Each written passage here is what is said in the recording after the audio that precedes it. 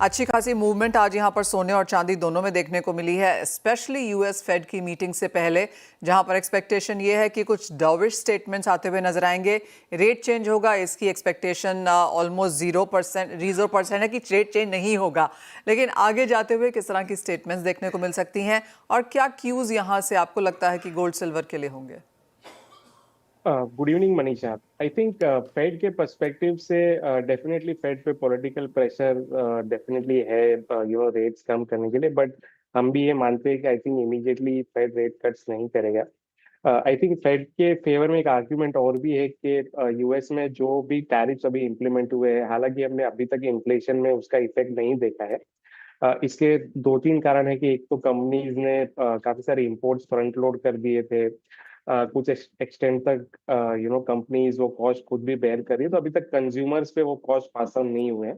तो फेड का डर शायद ये हो सकता है कि इवेंचुअली कंपनी ये पास ऑन करेगी कंज्यूमर्स को ये कॉस्ट, जिस वजह से इन्फ्लेशन बढ़ सकता है, और उस वजह से आई थिंक फेड जो है थोड़ी कॉशियस है रेट कट को लेके।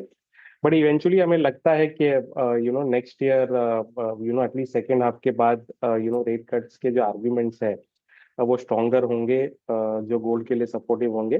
फिलहाल मार्केट में आई थिंक कोई डेफिनेटिव ट्रिगर्स नहीं है इधर side. I think down side में जो ट्रेड डील स्पाइक होने के बाद एक एक प्रेशर हमने देखा था, आई थिंक मोर और लेस वो प्ले आउट हो चुका है। तो फिलहाल मैं मोस्टली एक रेंज बाउंड मूवमेंट देखता हूँ मार्केट में। इंटरेस्टिंगली हर्षल, आप ये कह रहे हैं कि आपको नहीं लगता कि इस साल में हम कोई भी रेट कट होता हुआ देखेंगे, क्योंकि शुरुआत ऑफ कोर्स 3 से हुई थी, फिर 2 है और ज़्यादातर मार्केट्स 1 या 2 की बात कर रहे हैं। बाय दिस ईयर एंड कहाँ देखते हैं आप US interest rates? I think broadly हम कंसेंसस के साथ ही as far as rate cuts are concern, I think एक या दो रेट कट्स हो सकते हैं इस साल के एंड में। बट जैसे मैंने कहा कि थोड़ी कॉशन जो है फेड की तरफ से इस वजह से भी है क्योंकि टैरिफ्स का जो इम्पैक्ट है वो फुल्ली अभी तक फिल्टर इन नहीं हुआ है यूएस इकोनॉमी में।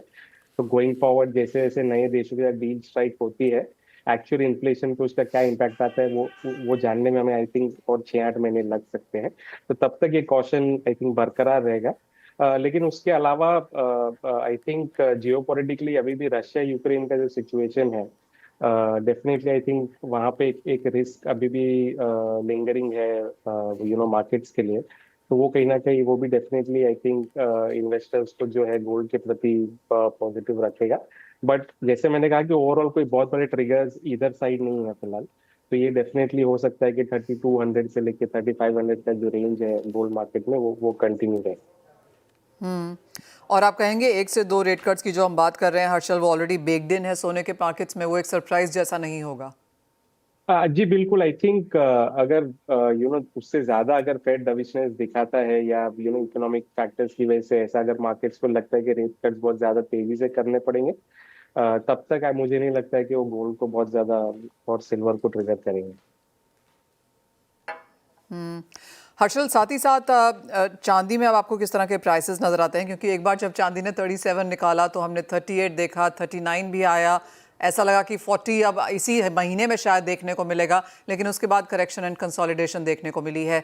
क्या फैक्टर्स, फंडामेंटल्स वहां वॉच करेंगे? आई थिंक चांदी में जो तेजी जो है, आई थिंक एक्सपेक्टेशन से बहुत ज्यादा फास्ट आ गई है मार्केट में। तो हम डेफिनेटली $42 का लेवल टारगेट कर रहे थे, बट इतनी तेजी से मार्केट जो है $40 तक क्लोज आ जाएगा ये हमने भी एक्सपेक्ट नहीं किया था।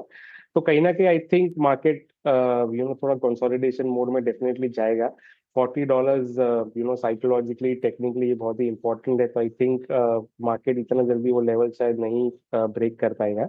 बट इवेंचुअली हमें लगता है कि नेक्स्ट 6 महीने साल भर में हम डेफिनेटली चांदी में और 12 से 15% की रैली डेफिनेटली हम मार्केट में देखते हैं। बट शॉर्ट टर्म में क्योंकि इतनी पेस से चांदी बढ़ी है, तो हमें लगता है कि क्योंकि गोल्ड भी साइडवेज हो गया है, तो चांदी भी mostly I think consolidation mode में ही रहेगी। हर्षल, फर्स्ट हाफ यहाँ पर खत्म होने को है, खत्म हो चुका है, और सेकेंड हाफ में अगस्त के महीने से फेस्टिवल्स, वेडिंग सीजन, दिवाली, वो सारी कॉन्वर्सेशन यहाँ पर शुरू हो जाएगी। कैसे देखते हैं आप डिमांड यहाँ पर बेहतर होता हुआ? लेकिन क्योंकि फर्स्ट हाफ हम जानते हैं, रोजाना लोगों से बात हो रही है, सभी का मानना है कि एक वीकनेस यहाँ पर देखने को मिलेगी जैसे ही वो नंबर्स निकल के आएंगे। सेकेंड हाफ से क्या बेटर एक्सपेक्टेशंस हैं? आई थिंक मैं कहूंगा डेफिनेटली फर्स्ट हाफ से तो बेटर एक्सपेक्टेशंस है। आई थिंक ट्रेड और कंज्यूमर्स दोनों स्लोली एडजस्ट कर रहे हैं नए प्राइस लेवल्स को।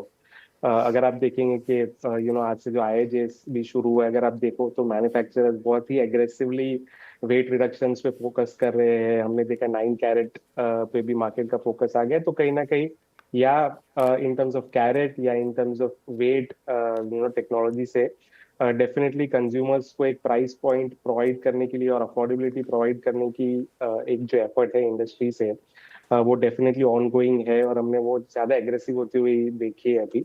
तो कहीं ना कहीं हमें लगता है कि ये डिमांड को हेल्प करेगा फेस्टिव सीजन में, वेडिंग सीजन में जब हम आ रही है second half of the year में। तो मैं कहूंगा कि फर्स्ट हाफ से डेफिनेटली इंप्रूवमेंट हम देखते हैं। हम्म। आपने मेंशन किया 9 कैरेट्स यहाँ पर, और जी हाँ आईजीएस में 9 कैरेट, 14, 18, 22, 24 तक की भी यहाँ पे बातें हो रही हैं।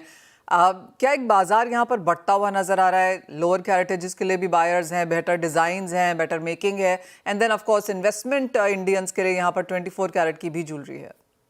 जी बिल्कुल। आई थिंक गिवन के गोल्ड के प्राइस इतने ज्यादा बढ़ चुके हैं, तो डेफिनेटली हमारे भी जो कॉन्वर्जेशन है उसमें ये उभर के एक डेफिनेटली आ रहा है कि कहीं ना कहीं बहुत सारे कंज्यूमर्स के लिए वो अनअफोर्डेबल हो गया है। बहुत सारे प्राइस पॉइंट्स जो है ज्वेलर्स के लिए वो कम्प्लीटली गायब हो चुके हैं। तो आई थिंक ये एफर्ट है कि सभी टाइप के बायर्स को रिटेलर्स केटर कर सके। तो 9 कैरेट अगर आपका है तो वो उसी डायरेक्शन में आई थिंक एक मूव है कि जो एकदम lower end of the segment है, जो गोल्ड शायद अफोर्ड ही नहीं कर पा रहा है 1 लाख पे, उन्हें हम कैसे एनेबल करें। और साथ ही जैसे आपने दूसरे कैरेट्स का कहीं ना कहीं हमें ये दिख रहा है, और last I think post Covid ये ट्रेंड हमने देखा है कि कहीं ना कहीं जो अपर सेगमेंट है, अपर मिडिल सेगमेंट है, अक्रॉस कैटेगरीज, ना ही सिर्फ गोल्ड ज्वेलरी, उनका कंजम्पशन अभी भी स्ट्रांग है। तो आई थिंक उनकी जो प्राइस सेंसिटिविटी है उतनी ज्यादा नहीं है गोल्ड को लेके, तो वो डेफिनेटली आपके हायर कैरेट्स जो है वो अभी भी बाय कर रहे हैं, अभी भी अफोर्ड कर पा रहे हैं। तो उनके लिए वो कैटेगरीज है 22, 24, 23, आप जो भी कहें। लेकिन जो लोअर एंड जो ज्यादा सफर कर रहे हैं, आई थिंक उन्हें वहाँ मार्केट में वापस लाने की जरूरत है। और कहीं ना कहीं एफर्ट वही दिखा रहा है कि 9 कैरेट का जो इंट्रोडक्शन है शायद उसे चेंज कर पाए। हम्म। क्लियरली 2 पॉइंट्स वहां पर निकलते हुए कि जो लोअर कैरेट्स हैं वो लोअर एंड के लिए भी हैं, और जैसा कहा गया कि फर्स्ट हाफ से सेकेंड हाफ यहाँ पर बेटर रह सकता है बाइंग के लिहाज से। और जहां तक यूएस फेड की बात है, वेल सोना ऑफ कोर्स उसको वॉच जरूर करेगा, जिस तरह की स्टेटमेंट्स आज रात को निकल के आएंगी उस लिहाज से वॉलेटिलिटी आज शाम के सत्र में डेफिनेटली सोने, चांदी, साथ ही साथ डॉलर इंडेक्स में देखने को मिल सकती है। हर्षल, बहुत शुक्रिया साथ जोड़ने के लिए और वो सारी डिटेल समक्ष रखने के लिए।